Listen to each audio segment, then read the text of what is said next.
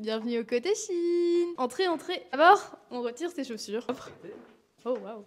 Venez avec moi directement dans le commu parce que c'est là que tout se passe. Nous, on peut voir que nos couloirs sont très chouettes et qu'on a une assez grosse passion pour les mèmes et Shrek. Donc Shrek se trouve partout dans le code.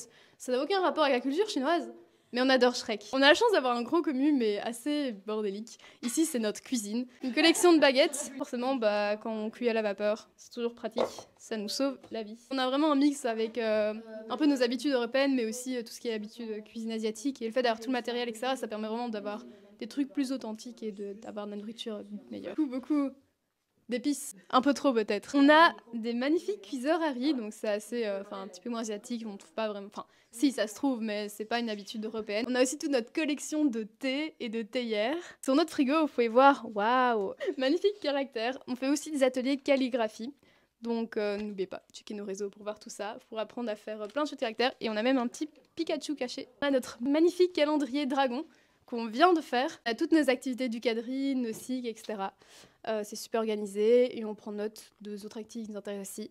On a les activités des autres codes à projet. On a le reste de réunions d'hier. Mais donc, le code des Chines, c'est qui? C'est quoi? On est 8 internes, tous intéressés par la culture asiatique. Et on a plusieurs externes. Et ensemble, on fait plein de projets tout au long de l'année pour promouvoir la culture asiatique en général. Le focus est mis sur la Chine, mais on parle aussi des autres pays. On a une petite famille panda qui s'agrandit chaque fois de jour en jour. On essaie de les collecter. Et oh non. Celui-là vient de souffrir, mais c'est El Fatou Pando. Ici, on a un peu de ce qu'on a volé aux autres caves qui sont toujours pas venus les récupérer. On ouvre actuellement des bibliothèques, donc on a plein de livres. Si vous nous envoyez un message, on peut vous envoyer la liste et vous pouvez venir l'emprunter ou venir lire directement à notre cote. Donc on a vraiment plein de livres, même ce genre de livres. Cette année, on a décidé de faire une veste assez stylée.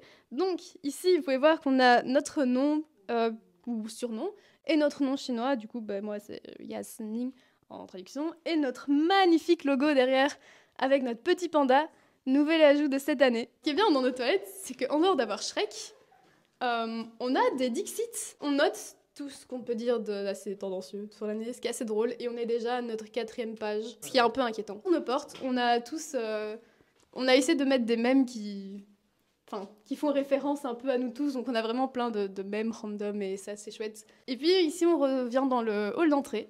Donc maintenant, c'est un peu le chaos, parce qu'on est en train d'instaurer la règle de pas de chaussures dans le code, dans l'idéal.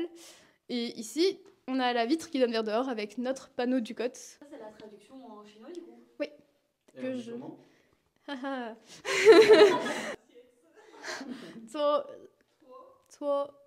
Xia 写字